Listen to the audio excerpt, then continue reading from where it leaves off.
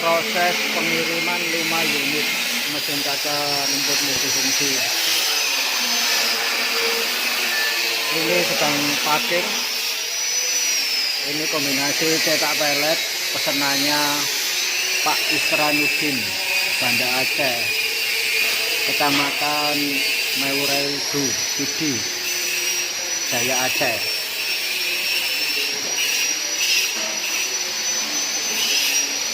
Ini tanpa mesin penggerak, pesanannya Mas Dimas, Desa Siandong, Kecamatan Larangan, Brebes, Jawa Tengah.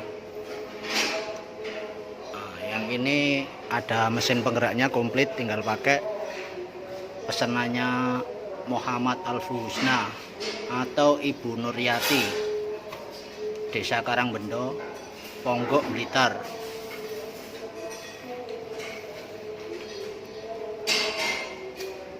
Ini pesanannya toko bangunan Kurnia Putra, Ujang, Tulungagung.